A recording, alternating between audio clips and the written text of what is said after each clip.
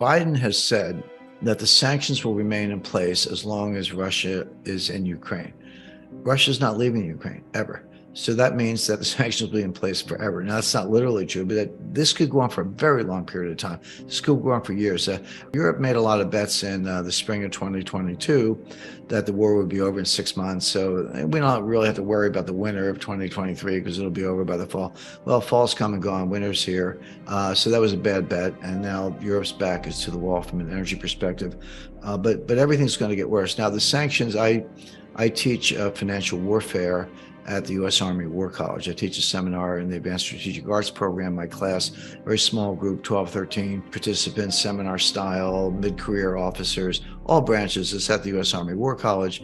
And in my last class, I had a Navy commander, an Air Force fighter pilot, a couple of Marine lieutenant colonels, an Army colonel. But these are the top mid-career people handpicked. They're the future four-star generals, the future national security advisors. And they go through this class, and as I say, I teach the financial warfare module. And I told them, the last time I did this was early April, and I told them, I said, these sanctions are not going to work.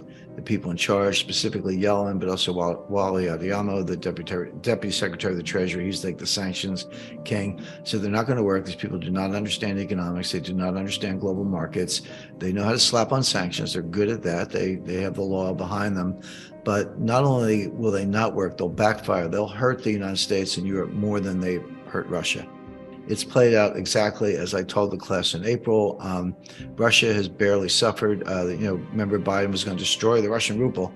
Well, the Russian ruble did dip and then bounced right back. And today it's stronger. The Russian ruble is stronger measured in US dollars than it was before the war. It was so strong that Elvira Nabiullina, who's the head of the Central Bank of Russia, recently had to cut interest rates, not raise them, but cut them, because she was worried that the ruble was getting too strong. So much for that idea. Russian energy sales are increasing. They're above 2021 levels. Whatever Europe doesn't want to buy, China and India will buy. Yeah, there's some discounts, and revenue takes a little bit of a hit, and there's some transportation logistics, and had to jump through a couple insurance hoops. But all these things, they're easy to get around if you know anything about insurance. You just have a captive insurance company, or you self-insure, or find someone who will. But you'll end up destroying Lloyd's of London before you destroy Russian oil exports, and that's kind of the point. Oligarchs. Have they lost, townhouses in Belgravia and yachts? Yeah, they have.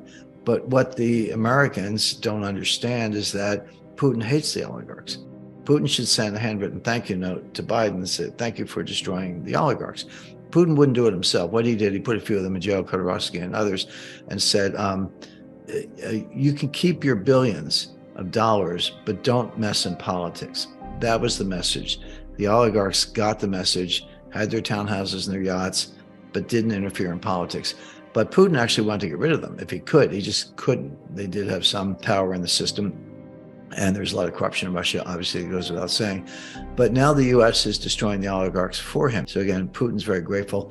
Putin's sources of strength, by the way, are the military, the intelligence community, the Orthodox Church, and everyday Russians. Those are the pillars of his strength, not oligarchs. That base, military intelligence, Orthodox Church, and everyday Russians, is as strong as ever. Putin's position is secure. Meanwhile, what's going on in the West? Energy prices are skyrocketing. Economies are heading into recession. Germans will be sleeping in sleeping bags this winter, and worse. And by the way, Russia hasn't even come close to applying maximum pressure. Obviously, it's tragic. There's some civilian casualties. Russia is systematically degrading the infrastructure of Ukraine, but there's a lot more they can do. So the U.S. has overused its sanctions. Typical U.S. eggheads, they know economic theory, they know the law, they know sanctions. They don't understand how economies actually work and how this is all backfired to the detriment of the West, and it's going to get worse. Let me pivot now to the evolution of the international monetary system, because that's related to the topic. You hear a lot about the Great Reset, the demise of the dollar. The dollar will be overthrown as a global reserve currency. New things are coming, and people throw in Bitcoin or cryptocurrencies or whatever for good measure. Some of that's going on, some of it's not. In analyzing this, you have to distinguish between the role of a reserve currency and a payment currency. They're two different things. The US is about 60%, actually 59% right now of global reserves. Now, that is down. In 2000, that number was about 70%. Now it's 59%. So that's a significant drop, but it's still dominant. But the euro is about 30%. So the US dollar and the euro combined are almost 90%, not quite, of global reserves. Everybody else has a slice. So, Australia, Canada, sterling, yen, Chinese yuan, they all have a little slice, but they're all kind of squished into that 10% wedge. It's really the US dollar and the euro and predominantly the US dollar. And by the way, when we say the global reserve currency, that it's not really a currency. And here's what I mean. It's not as if the People's Bank of China has $1 trillion in $100 bills stacked on pallets in the basement of the building, in the basement of their headquarters. It's not actually, you don't actually have the currency. You have securities denominated in the currency. So China does have over $1 trillion of US Treasury bills, notes, and bonds, but they don't actually have dollars the way you would have it in a bank account. They have securities. So the key to reserve currency status is partly the currency is based on the currency, but it's your securities market. Do you have a big, liquid, well-regulated, well-supported securities market big enough to hold the reserves? And that's what makes the dollar the top reserve currency. The US Treasury market, there's nothing like it in the world. It's the biggest by far. It's the most liquid. What are the chances that some other currency is going to have a securities market big enough to support global savings and displace the dollar as US reserve currency? Right now, extremely low. The closest, of course, I mentioned the euro, but even the euro, that's not a bond market. There's no European-wide bond market guaranteed by the full faith and credit of the entire European monetary zone. It doesn't exist. You have German bonds, Italian bonds, Spanish bonds, French bonds, yeah, but even that is only a slice of the euro. I said the euro is 29%. Well, yeah, but you got to break it into all these different countries. So there's nothing like the US dollar. Chinese yuan, no way. Russian ruble, no way.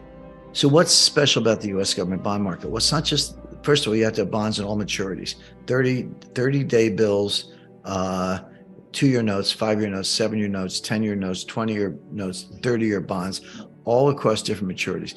You need a dealer network. In the US, we have primary dealers who basically underwrite auctions of US Treasury securities.